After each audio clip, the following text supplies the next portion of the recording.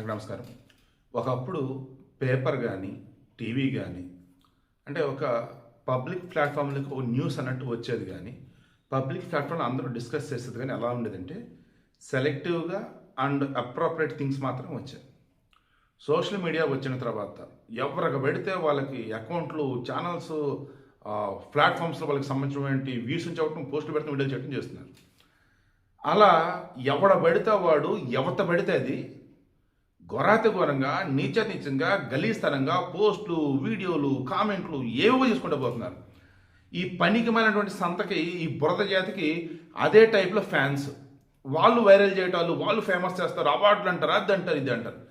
1 minute ఉపోద్గత ఎందుకు ఇచ్చారంటే ఇదంతా ఇన్స్టాగ్రామ్ కానీ, ఫేస్బుక్ కానీ, యూట్యూబ్ కానీ వీటిలో ఎప్పుడన్నా నేను ఏదైనా చూస్తూ ఉంటాను కదా, ఎంత జుగుప్స కలిగిద్దంటే, ఎవరురా వీళ్ళంటే కింద వచ్చేసి అమ్మ బాబోయ్ లక్షల ఫాలోవర్లు, ఆ పక్కన చూస్తే వేలల్లో లైక్లు, కామెంట్లు. అంటే మన సమాజం వచ్చేసి స్క్రాప్ని హైలైట్ చేస్తుంది. దాంతో వాళ్ళు ఏం చేస్తున్నారు, ఇంకా దొరికిందే ఛాన్స్ అని చెప్పేసి వాళ్ళ కింద నుండి ఫాలోవర్లు రిమైన్ వాళ్ళని ఎంకరేజ్ చేయడం, ఎంటర్టైన్ చేయడం కోసం ఎవరైనా టార్గెట్ చేస్తూ పోతారు. అలా రీసెంట్గా చిరంజీవి టార్గెట్ చేస్తారు కొంతమంది పనికి మరణ మంద. అలా మన దగ్గర యూట్యూబర్లో కొంతమంది, ఆ తర్వాత తమిళనాడులో కూడా ఒకటి జర్నలిస్ట్ అంట, వాళ్ళు వీళ్ళు కలగలిపి ఏం చేశారు, ఏకంగా చిరంజీవి వాళ్ళ ఇంట్లో ఉన్నటువంటి ఆడపిల్లలందరూ బ్రహ్మాండంగా దేవతలాగా చూసుకుంటూ ఉన్నా కానీ ఆయన అసలు వాళ్ళని పట్టించుకోలేదు అన్నట్టు, ఇప్పుడు మనవడు పుట్టగానే మొత్తం ఆనందం అంతా వెల్లివిరిసింది అన్నట్టు రాసుకొచ్చాడు. స్టార్టింగ్ నుంచి కూడా నేను మొన్న పెట్టినటువంటి పోస్ట్ తాలూకు స్క్రీన్ షాట్ ఎందుకు ఉంచాను, ఇప్పటికీ నేను చెప్తున్నా, ఇది భారతదేశం. మన దేశంలో మనవడన్నా, కొడుకన్నా, వారసుడు అన్నట్టుగానే చూస్తారు, అదే నిజం. కూతురన్నా, మనవరాలన్నా కానీ వాళ్ళు ఏంటి వేరే ఇంటికి వెళ్తారు కదా. మన అమ్మాయే, మన ఇంటి అమ్మాయే దేవత, ఎక్కడున్నా దేవతే, తనకి ఎప్పుడు అండగా మనం ఉంటాం. కానీ మన ఇల్లు అన్నప్పుడు, వారసత్వం అన్నప్పుడు ఆబ్వియస్గా మనవడు కానీ కొడుకు ఇలానే కదా. అదే చిరంజీవి ఎప్పుడో కోరుకున్నాడు, నేను అదే చెప్పి అదే సపోర్ట్ చేశాను. కానీ పనికి మాలిన కథలు. అప్పుడు ఇక లావణ్య త్రిపాఠి దృష్టికి ఆ విషయం వచ్చింది.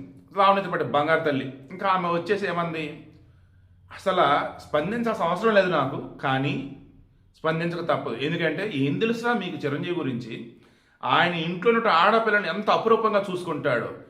దేవుడైనా కానీ అడిగితే వరాలు ఇస్తాడు, అడగకుండా వరాలు ఇచ్చేవాడు రా మా మావయ్య. అటువంటి గ్రాండ్ ఫాదర్ ఉన్నందుకు వాళ్ళ ఇంట్లో ఉన్న వాళ్ళ పిల్లలు అంత ఆనందపడతారా, అంత గొప్పవాడు ఆయన. ఆయన కాలి గోటికి సరిపోర్రా మీరు, ఏం మాట్లాడుతున్నారా మీరు. ఎస్, ఈరోజు మనవడు పుట్టాడు, ఆనందంలో ఉన్నాడు రా, ఆనందం కూడా దూరం చేస్తారేంట్రా. ఏదో మనవరాలు పుడితే ఆయన ఆనందపడలేదు, ఇప్పుడు మనవడు పుడితే ఆనందపడ్డాడు. ఏం మనుషులు రా మీరు, థూ అని ఊసింది. దెబ్బగాడ వీడియో పోస్ట్ని డిలీట్ చేశాడు. బట్ మన దగ్గర కొంతమంది పనికి మళ్ళీ మన బుర్ర చేత మాత్రం ఏం మగోడే వారసుడా, మగోడు పుడితే ఆనందమా, పోస్టులు వీడియోలు పెడుతూనే ఉన్నారు. నేను మొన్న కూడా చెప్పా, ఒక మగవాడిగా పెళ్లి చేసుకుంటున్న మగవాడిగా ఇక నా తర్వాత వారసులు ఎవరు ఉండరు.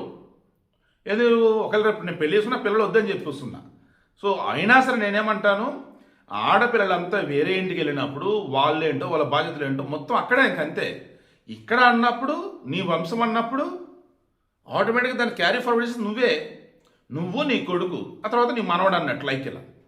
అదే చిరంజీవి చెప్పింది, అదే మన ధర్మశాస్త్రాలు చెప్తున్నాయి, అదే నిజం. సంకరజాతి పనికి మాలిన మంద అదేమంటే ఫ్రీడమ్ ఆఫ్ స్పీచ్, తొక్క తోలు అంటూ ఎవడని పెడితే వాడిని విమర్శించడం, ఏది పడుతుంది వాగటం. అదేమంటే మా తెలిసిలే వాగటం. మారండ్రు ఎప్పటికైనా. ఒరే, ఈరోజు ఆడవాళ్ళు కానీ మగవాళ్ళు కానీ చిరంజీవి ఆనందాన్ని కనుక మీరు తప్పు పెడుతూ ఉంటే మీ ఇంట్లో ఉన్న మగపిల్లల్ని మీరు చంపుతారేంట్రా. ఆడపిల్లలే మీకు వారసులు అన్నట్టు మగవాళ్ళు వారసులు కదా, రోడ్డు మీద వేస్తారేంట్రా వాళ్ళని, ఏరు కదా.